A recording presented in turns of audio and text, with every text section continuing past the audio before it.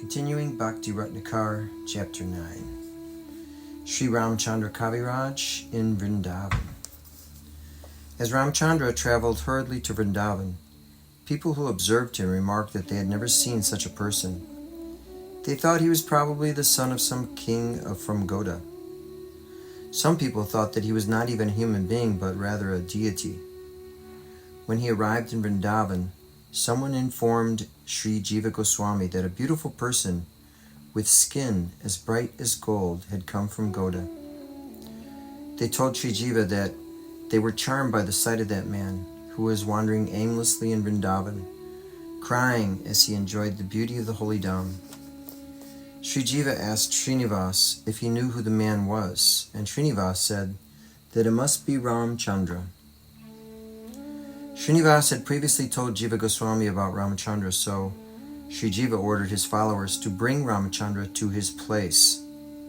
When Ramchandra arrived, he bowed at the feet of Sri Jiva and Srinivas Acharya, and both of them lovingly embraced Ramchandra.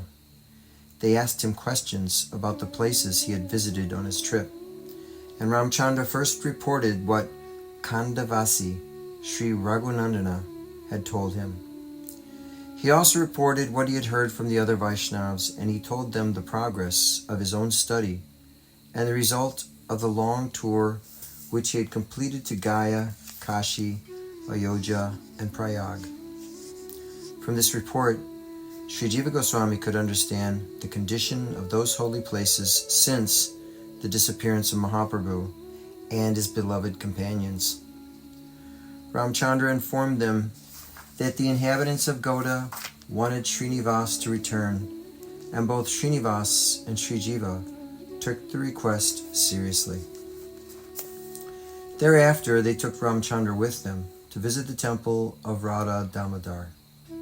While observing the deities of Radha Damodar, Ramchandra fell on the ground crying, and while visiting the samadhi of Rupa Goswami, he was moved with emotion. When he cried loudly, calling out the name of Sri Rupa, Sri Jiva took him on his lap and pacified him. He visited the temples of Sri Govinda, Gopinath, Madan Mohan, Radha Damodar, and Sri Radharaman. Wherever he went, he could barely restrain his emotions. He also visited the samadhis of Sanatana Goswami, Kashishwar Pandit, and Raghunath Bhatta, although it filled him with grief. Sri Gopal Bhatta, Lokanath, Sri Bhugarbha, and other Vaishnavas came to meet him and bless him. Sri Ramchandra visits Radha Kund. Thereafter, Ramchandra visited Aritgram and also visited Radha Kund and Shama Kund. After bathing in the kunds, he met Raghunath Das Goswami and bowed at his feet. Raghunath embraced him affectionately and was later impressed by Ramchandra's ability to write verses. Ramchandra also met Krishnadas Kaviraj and other Vaishnavas of that area. He visited Giri Govardhan and roamed happily in the 12th forest. Sri Bhatta Goswami and others in Vrindavan praised Ramchandra, and because of his talent as a poet, they offered the title of Kaviraj to him. Ramchandra assisted his guru, Srinivas Acharya, in serving Sri Gopal Bhatta in various ways. Sri Jiva Goswami was happy to observe the sweet relationship between the guru and his disciple. Srinivas Acharya returns to Goda. Having received news of his disciples in Goda from Ramchandra, Srinivas decided to return home and hastily took leave from everyone in Vrindavan. On the auspicious day of the full moon, in the month of Vishaka, the Simhasana Yatra of Radharaman took place. On this occasion, there was a large festival in the house of Sri Bhatta Goswami, and Srinivas enjoyed the festivities. Sri Jiva Goswami announced that Srinivas would return to Goda, and on the day after the full moon, Sri Jiva once again entrusted Shyamananda to Srinivas. He also gave Srinivas some books that he had revised. The Goswamis of Vrindavan gathered in the temple of Sri Govinda to bid farewell to Srinivas. Sri Acharya bowed at their feet and then went to see the moon-like face of Sri Govinda. Ramachandra and Shyamananda also bowed at the feet of the Goswamis. When they departed, Sri Jiva walked a long distance with them, but when Srinivas insisted that he stop, he returned to his home. Sri Acharya proceeded quickly via Mathura, and after a few days he arrived in Vana Vishnupur. Getting news of his arrival, the king came forward quickly to meet them. He lay prostrate at the feet of Acharya Prabhu. Srinivas put his foot on the head of the king, lifted him from the ground, and embraced him. Srinivas Acharya introduced Ramchandra and Shyamananda to the king, and the king bowed at their feet with tears in his eyes. The king admitted his good fortune in meeting them by the mercy of Srinivas Prabhu. Ramchandra and Shyamananda happily embraced Virahamvira. Whoever accompanied the king was equally happy to see Srinivas and his two followers. And when the king took Prabhu to his house, the inhabitants of the village were very pleased. Srinivas Acharya and his two friends started Sankirtan in Vana Vishnupur. Sri Shyamananda's visit to Udkal. Shyamananda remained in Vishnupur for 10 days and then left for Udkal. When the king heard of Shyamananda's journey, he thought to himself that it was truly impossible to understand the inner mind of a Mahant, whose only goal is to deliver various places of the world from damnation. He was disappointed that Shyamananda would not stay in Vana Vishnupur, and he feared that he would never see him again. The king gave many gifts to Shyamananda, and this pleased Srinivas very much. Acharya Thakur embraced Shyamananda, soaking his body with tears. Shyamananda bowed at the feet of Sri Acharya and then started his journey. Srinivas held his hand and walked with him until Shyamananda forbid him to come any further. After that, Srinivas returned to his house, and Shyamananda bid farewell to Ramchandra Kaviraj and the other residents of Vana Vishnupur, who all cried bitterly as he left. A few days later, Shyamananda and many followers reached Udkal. The people of Udkal came running when they heard of Shyamananda's arrival. Sri Rasikananda and others came forward happily to meet him. Shyamananda stayed in Nrsinghapur and immediately sent a letter back to Vishnupur telling of his arrival.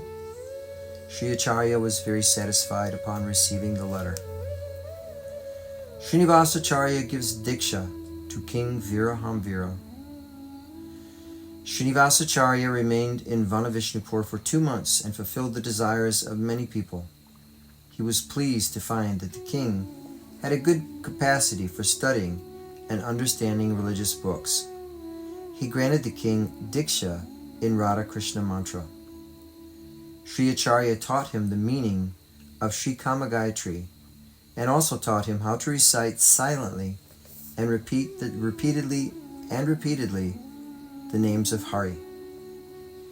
He appointed his favorite disciple, Ramchandra Kaviraj, to teach the king, and told the king how Sri Jiva Goswami had been satisfied by Ramchandra's scholarly abilities, and how Sri Jiva had called him Chaitanya Das.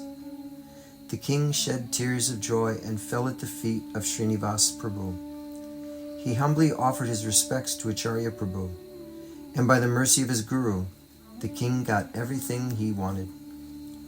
The queen of King Virahamvira also requested the mercy of Sri Acharya, and being satisfied by her prayers, Srinivas also granted her Diksha.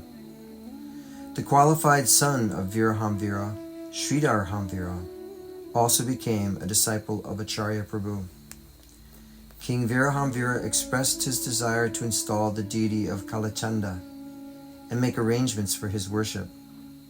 Sri Acharya Prabhu performed the first bathing of the deity. Everyone in the king's state was glad to see the beautiful deity of Kalachanda. They all discussed the king's good fortune in acquiring such a beautiful deity. Sri Acharya Prabhu dedicated the king to the lotus feet of Sri Kalachanda, and the king dedicated himself to the feet of Sri Acharya wholeheartedly. One day the king in his dream composed and sang some songs, which his wife heard. When the king awoke from sleep, the queen requested him to sing the songs once more. While the king humbly sang his songs, the queen cried tears of joy. She fell at the feet of the king without any hesitation, and both of them were moved to an ecstatic love and devotion. Sri Acharya and his companions were pleased by the sincerity of the king and his followers. Acharya's Prabhu favors toward Hari Narayan. King Hari Narayan of Sikarabhumi wanted to be a disciple of Srinivasacharya. As he preferred the worship of Lord Ramachandra, he wanted to be initiated in Sri Ram's mantra. Srinivasacharya was happy to see the sincerity of the king and was eager to fulfill his desires. Trimala Bhatta's son was in Rangachetra, and Srinivas sent him a letter ordering him to come quickly. He arrived in Panchakuti, and after learning everything from Srinivas, affectionately gave Ram mantra to Hari Narayan. After that, he dedicated Hari Narayan to Srinivasacharya. Srinivas taught him all the religious doctrines and was happy to find that Hari Narayan was a man of sweet disposition. One day, while Acharya was discussing Lord Krishna with his followers, a person from Yajigram with a letter. Arrived from Yajigram with a letter. He learned from the letter that the people of Shikanda were eagerly awaiting his arrival, and he should go there as early as possible. But when the residents of Vanavishnupur heard the contents of the letter, they were very perturbed. Seeing the anxiety of King Virahambira, Sri Acharya told him that he would go to Ketari via Shikanda and Yajigram, and after a short while he would return to Vishnupur. The king wanted to accompany Sri Acharya, but Srinivas consoled him and asked him to be patient, as he would soon get the association of Narottam. Sri Acharya assured him that he would go to Yajigram, so he could send a letter to Narottam asking him to go directly to Vishnupur. The king and his companions were relieved by this proposal and accepted the fact that Srinivasacharya would leave the next morning. Sri Acharya leaves Vishnupur. In the morning, Sri Acharya and his followers left for Yajigram from Vishnupur. Many people came to say farewell, and the king gave him many gifts. He walked with Sri Acharya for some distance and then returned to Vishnupur. When the king and his men wondered when they would see Sri Acharya again, the Acharya and his followers hurriedly went to Yajigram. Upon their arrival, the residents of Yajigram forgot all their miseries. Acharya Thakur in Srikanda. From Yajigram, Acharya Thakur quickly went to Srikanda, where he entered the courtyard of Sri Gauranga Mandir and tearfully viewed the deity of Gaurachandra. Losing his self-control, Sri Raghunandana stretched out his arms and embraced Srinivas for a long time.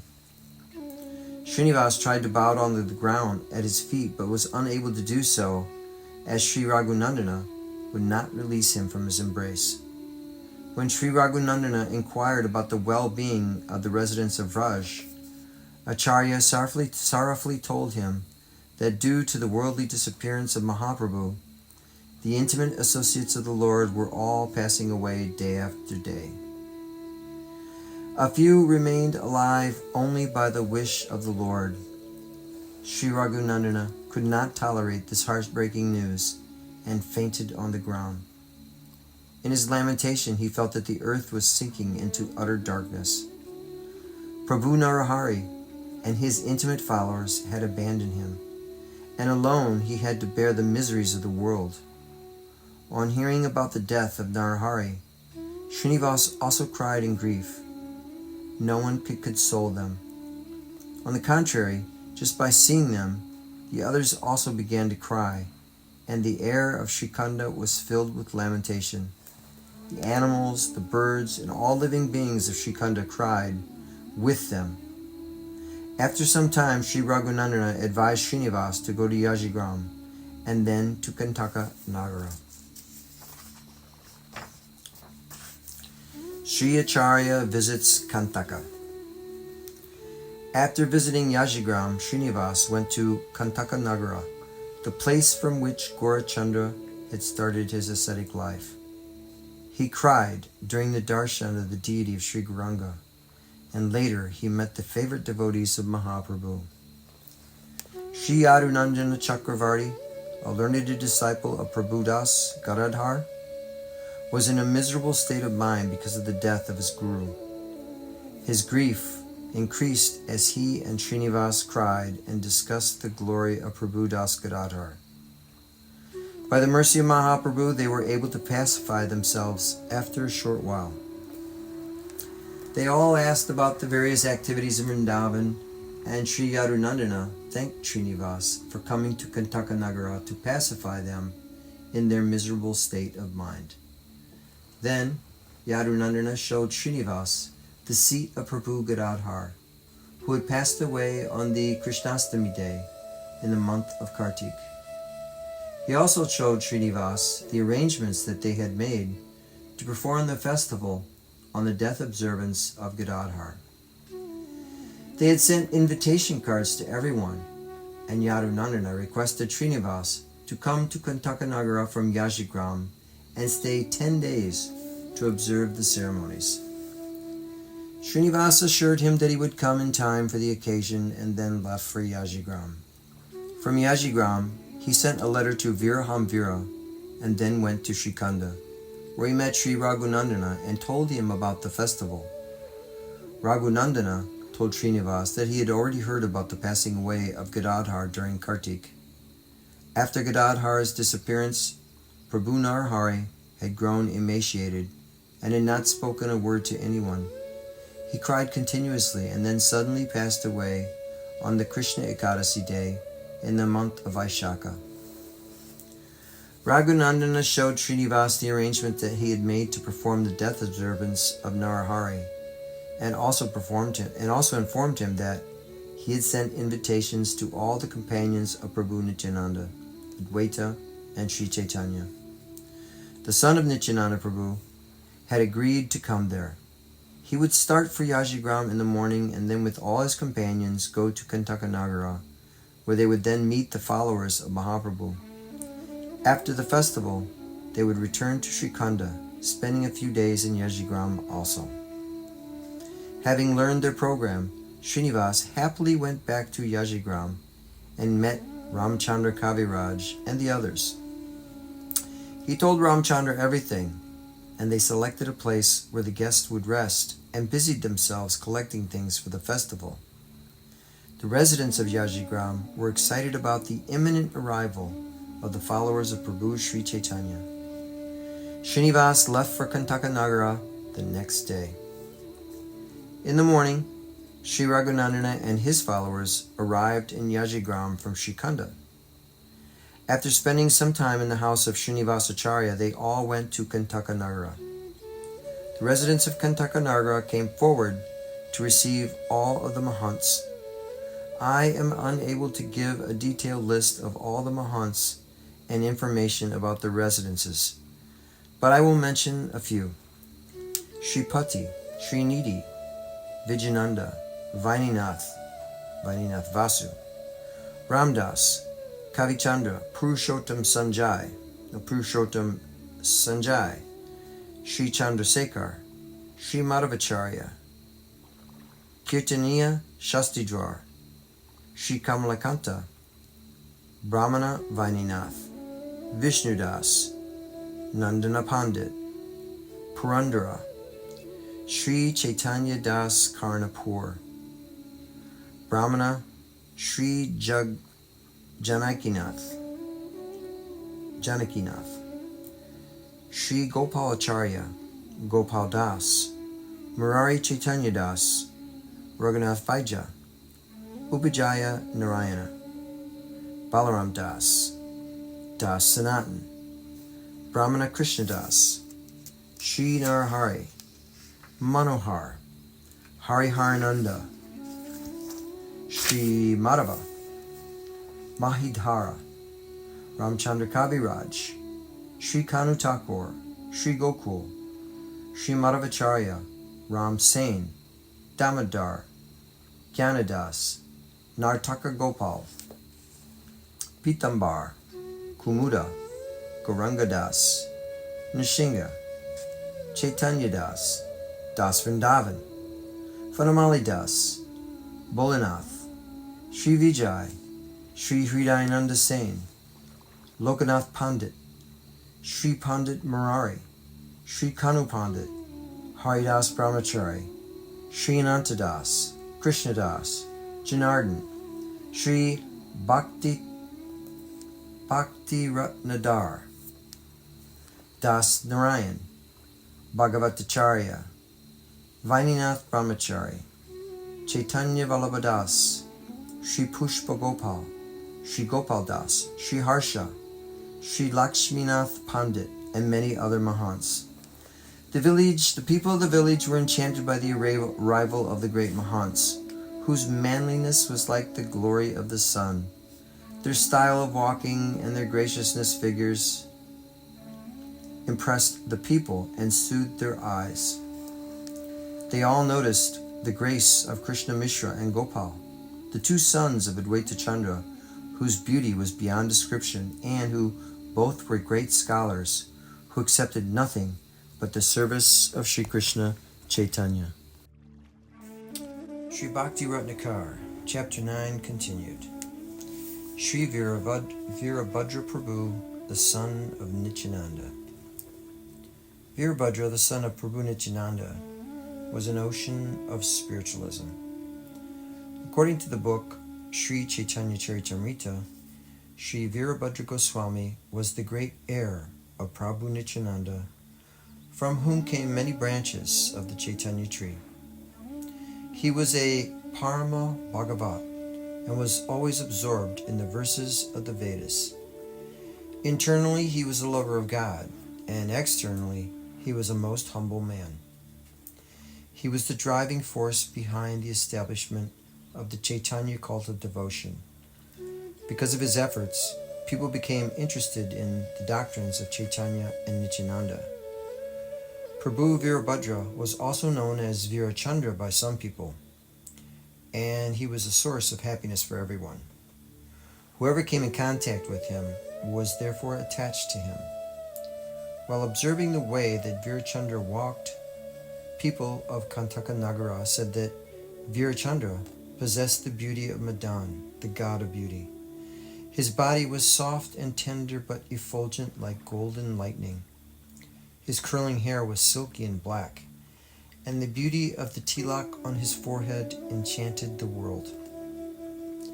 His beautiful eyebrows looked like a line of black bumblebees, and his large eyes looked like lotuses. With beautiful cheeks, ears, and nose, his face looked just like the moon. The kunda flowers were ashamed of their own beauty when they saw his rows of beautifully white teeth. His broad chest, beautiful neck, long hands, well-shaped stomach, and beautiful legs were all above description. He wore bright and decorative clothes. The people of Kantaka Nagara dedicated themselves to the feet of this attractive person, Virabhadra. Sri Raghunandana anxiously awaited the arrival of the Mahants.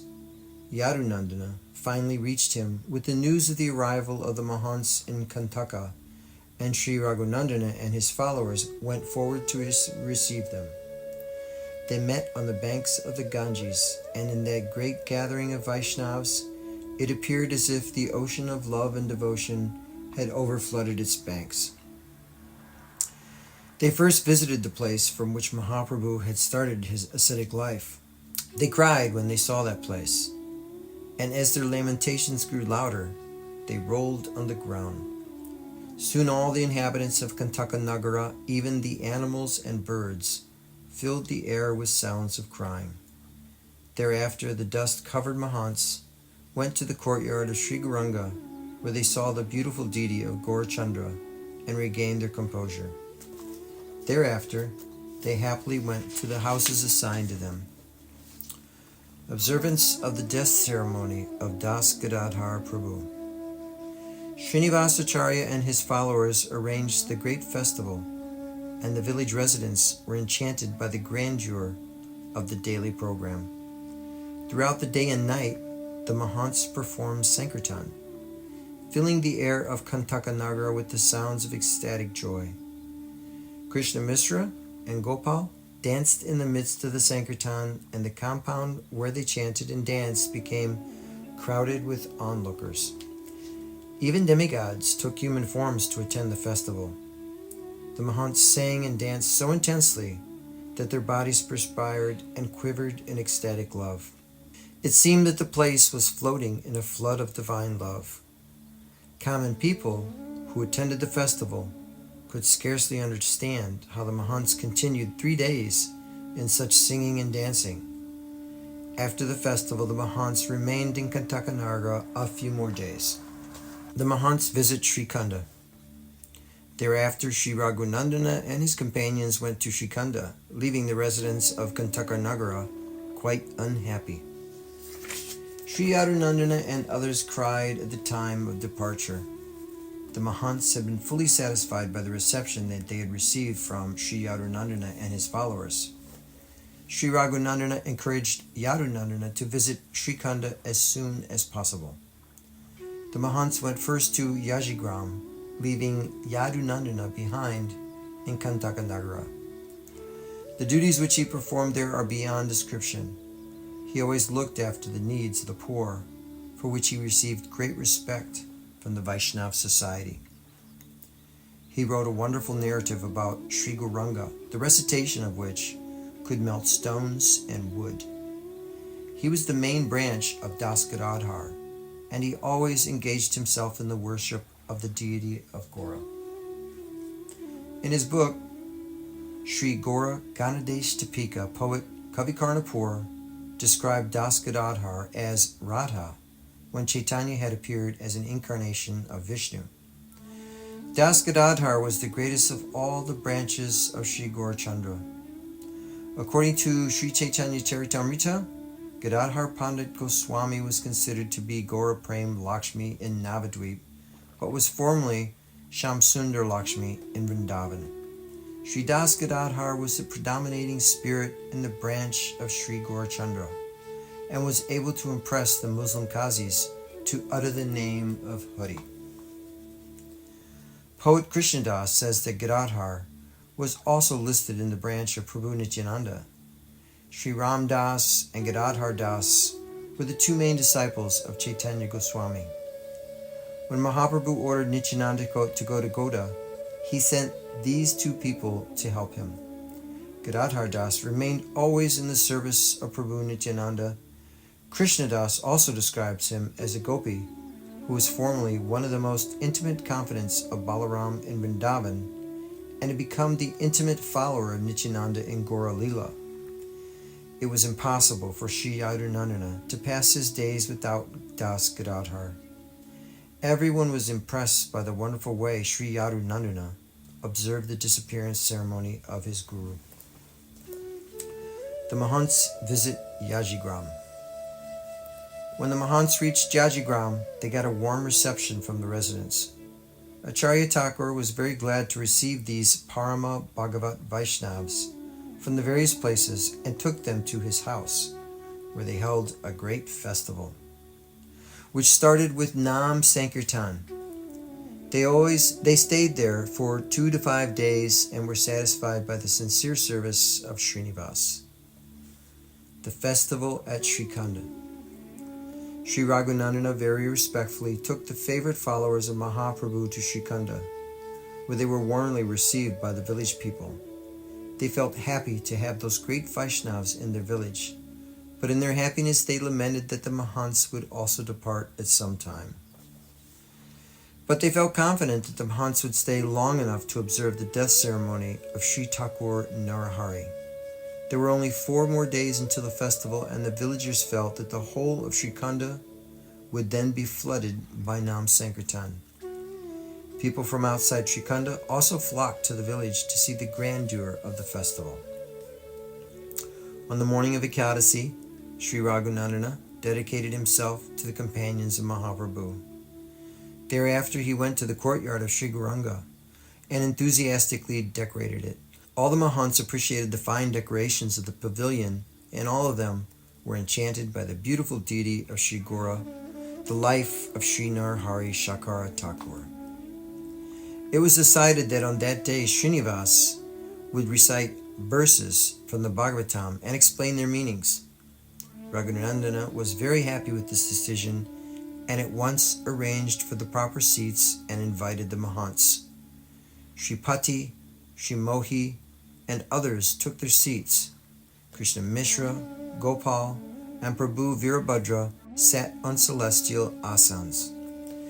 After Sri Raghunandana affectionately escorted Srinivas to his seat, all the Mahants requested Srinivas to recite the Bhagavatam.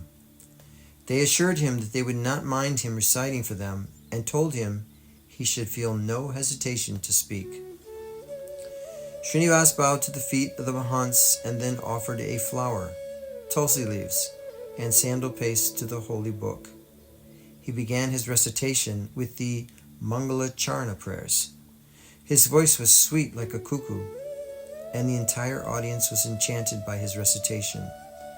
He cried as he recited the verses of Sri Rasa Vilas, and then he explained the meaning of the Sanskrit verses in sweet language. The audience was fully satisfied by his recitation. Mesmerized by Srinivasa's sweet voice, some of the Mahants said that the spirit of Sri Sukha had entered Srinivas. One person felt that Srinivas had been empowered by Sri Vedavyas in his lucid explanation of the verses. Another person felt that it was by the mercy of Gadadhar Pandit Goswami that enabled Srinivas to speak so sweetly. Others gave credit to Srinivas, saying that his mercy enabled Srinivas to chant rhythmically. Another person felt that Sri Gauranga himself had explained the verses through the mouth of Srinivas. Time passed unnoticed, for the listeners were all absorbed in the sweet recitations of Srinivas. Finding that day was soon becoming night, Srinivas stopped his reading of the Bhagavatam, paid respects to the books most humbly, and then lay prostrate at the feet of Mahaprabhu's companions. Being satisfied with Srinivas, they affectionately placed their hands on his head and blessed him by saying that he had been able to pacify their grief-stricken hearts. They prayed that Mahaprabhu would fulfill Srinivasa's desires, and they felt that whoever dedicated himself to the feet of Srinivas would certainly get the favor of Sri Krishna Chaitanya. By your mercy, the living entities will get exemption from their miseries, said one devotee. While one devotee embraced him intensely, another bent to touch the feet of Raghunandana, thanking him for arranging this recitation of the Srimad Bhagavatam by Srinivas. Sri Raghunandana directed his followers to assemble in the courtyard of Gauranga Mandir without delay. They decorated the pavilion and arranged everything for the beginning of Sankirtan. He brought a kol, kartals, and other musical instruments and prepared them for the kirtan. After the arrangements were made, Raghunandana invited the Mahants. They first performed the Sandhya Artik of the deity of Mahaprabhu and then began the Sankirtan. They were happy to see the musical instruments, scented sandal paste, and beautiful flower garlands, which were being kept in various containers. Raghunandana had prepared sandal paste and flower garlands for each Mahant in a different container, and he requested each Mahant to accept it. They also offered sandalwood paste and flower garlands to the kol and kartals of Sri Mahaprabhu. Sri Raghunandana and Sri Lochan then took sandal paste and flower garlands to offer to Krishna, Mishra, and Sri Gopal. The Mahants were enchanted by the beauty of those two Vaishnavas, They also decorated the body of Sri Virabhadra with sandal paste and flower garlands. Then, Prabhu Virabhadra signaled Srinivas to give him sandal paste and flower garlands, which he in turn offered to Sri Raghunandana. Sri Raghunandana was embarrassed and perplexed by Virabhadra's behavior, so he turned and offered sandal paste and flower garlands to Srinivas very affectionately. It was a beautiful scene, with the great Mahants all exchanging sandal paste and garlands amongst themselves. As they stood beneath a beautifully decorated canopy, some of the Mahants began to play instruments. An auspicious roar resounded through the air, and hundreds of lamps were lit around the compound where the Sankirtan was held.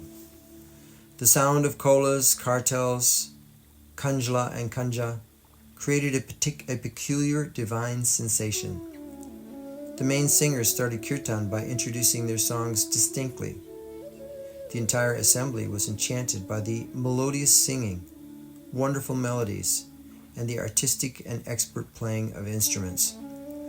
Whoever took part in the kirtan felt as though he had regained his youth. The compound was soon overcrowded, and both the audience and the participants of the Sankirtan had tears streaming down their faces.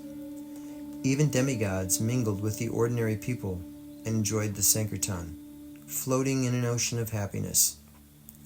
Forgetting their own existence, the Mahants chanted and danced madly in a kirtan that mesmerized the entire universe. How can I describe the dancing of Sri Krishna Mishra and Sri Gopal?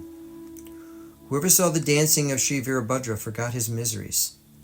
The devotees lamented that they only had 2 eyes to see the beautiful dance. A blind man who was listening to the kirtan asked another man the name of the dancer. When he heard the name Virabhadra, he thought that name contained the power to sweep away all evils. The word Vira means destroying the wicked, and the word Bhadra means protecting the good. He lamented his blindness and begged the Lord silently to correct his misfortune. His crying touched the heart of Nityananda Nandana, who glanced affectionately towards the blind man. The blind man got back his vision and became mad with joy. A tremendous ovation acknowledged the glory of Virabhadra. They passed the entire night in Sankirtan. Crying, they remembered the glory of Mahaprabhu. Lifting their hands in the air, they called out the name of Prabhu and his intimate associates, namely Nityananda Ram, Sri Advaita Acharya, Sri Pandit Gadadhar, Haridas, Srivas, Sarup, Ramananda, Sri Madhava, Vasu, Murari, Mukunda, Gadadhar Das, and Narahari. They repeatedly requested Mahaprabhu to appear before them once with all his followers. As they rolled on the ground in despair and their bodies became covered with dust, the sound of their crying filled the air. Mahaprabhu could not restrain his affection toward these sincere devotees, and he appeared before them. In this miraculous appearance, Mahaprabhu consoled his devotees in many ways, took away all their miseries, and then drowned them in an ocean of divine happiness. In great satisfaction, they bowed to one another, embraced each other, and shed tears of joy. The night passed, and in the morning they observed the Mangala Arti for Sri Mahaprabhu. After observing the behavior of the Mahants, the village people began to shout the name of Hari. But the people had various opinions. One person lamented the short duration of the night and blamed Providence. In his opinion, such an Ekadasi day as this came very rarely in one's life. On that day they had all observed the rainfall of love caused by the Mahants. Another person commented that the Vaishnavas had an important qualification in that they could fast or remain awake for the entire day and night. Another person said that it was only possible for the associates of Chaitanya to observe the Ekadasi day in such a way. One person felt that no one should ever take food on the day of Ekadasi.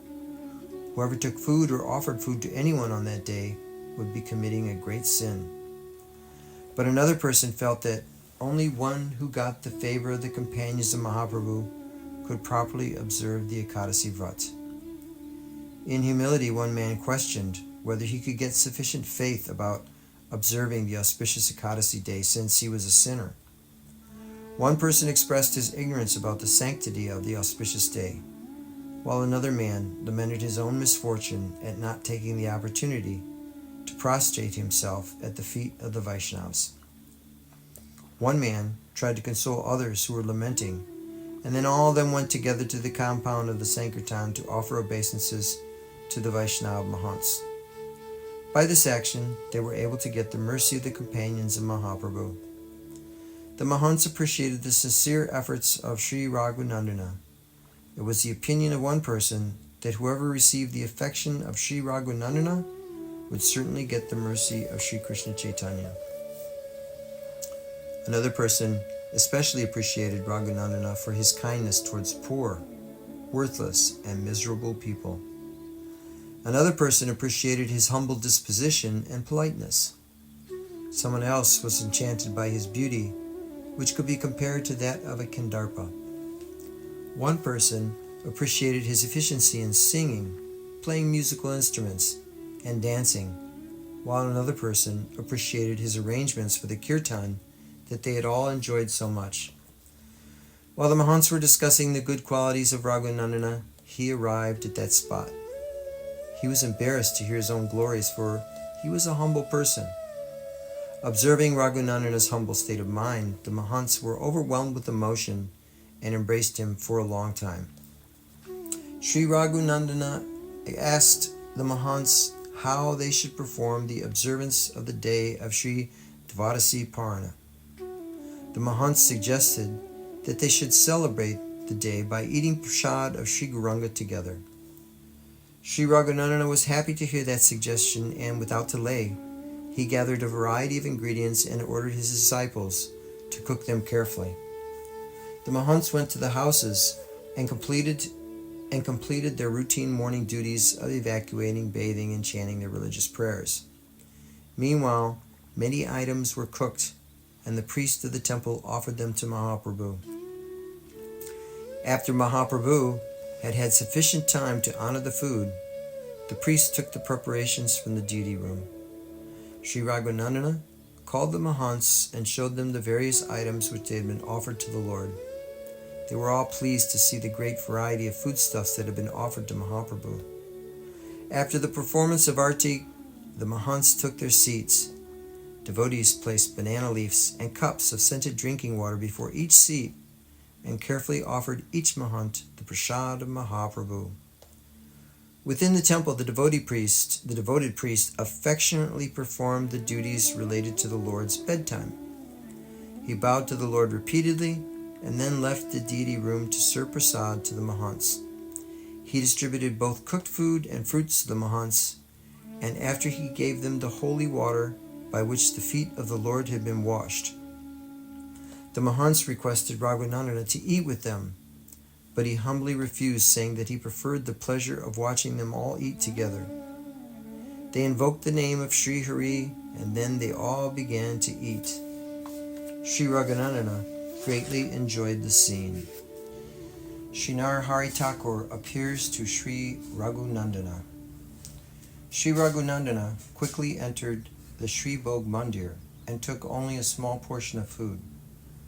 He went to a lonely place where Sri Narahari Thakur used to live, placed the seat of Thakur on the ground, and put various food items of food and a glass of scented drinking water before the seat. He offered betel leaf nuts on a plate and a flower garland from Sri Gauranga on a different plate before the seat of Sri Thakur. Thereafter, he sat on a seat and absorbed himself in meditation, through which he offered all these items to Thakur Narahari. After rising from his meditation, he closed the door of the room and waited outside. After some time, he entered the room again to offer Sri Thakur water for washing. When he opened the door, he saw Prabhu Narahari in a celestial body sitting on his seat. Raghunandana at once forgot himself and sank in an ocean of misery, remembering the disappearance of Prabhu Narahari. Then, checking himself, he offered Sri Thakur the water for washing. With tears in his eyes, he took the seat of Prabhu Narahari on his head and paid his respects again and again. He then returned quickly to the place where the Mahants were eating, and they repeatedly praised him for the excellent food preparations. Sri Raghunandana requested them to take more prasad. When they had finished, they washed their mouths and then requested Raghunandana to take his seat and eat with his men. But Raghunandana first served Srinivas and the other devotees, and when they were finished, he finally took his own meal. Whoever receives prasad from that festival greatly appreciated the activities of Sri Raghunandana in arranging such a large meal for everyone. When Raghunandana had finished with all of his duties, he went to the courtyard of Sri Gauranga and requested the Mahants to attend the ceremony that is held when the Lord is awakened from his sleep. He also asked them to offer lamps before the deity in the evening. After these two ceremonies, the Mahants began Sankirtan, which continued through half the night. They slept during the second half of the night, and in the morning, when they completed the routine morning duties of bathing, etc., when Raghunandana met them in the morning, Shripati and Srinidhi told him that they had planned to leave that very day. But Raghunandana requested them to stay for another 2 or 4 days. Brahmana Vaininath told him that when they would leave the next day, Raghunandana smilingly told him that there would be some question whether or not that they would be allowed to leave the next day. He told them that there would be cooking in every house that day, and he would be most satisfied if they would go bathe and then return. They all acknowledged his requests. The priest of Gaurachandra brought the Mahants prasad and sweetmeats in many containers and also gave them the water that had bathed the feet of Mahaprabhu.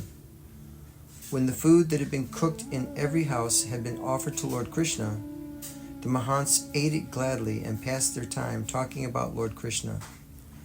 In his ecstasy, Sri Raghunandana could not understand how many days and nights had passed. 2 to 4 days later, the Mahants decided they would leave. Raghunandana was quite disappointed at this, and he gave them many gifts.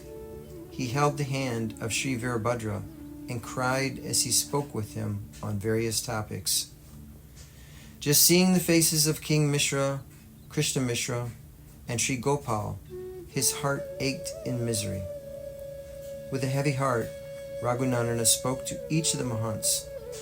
In the morning, they all went to the courtyard of Sri Gauranga Mandir and observed the deity of Gaurachandra. They offered their heartfelt respects and accepted flower garlands of Mahaprabhu from the priests. When they left Srikhanda, the people of that village sank in the depth of misery and disappointment.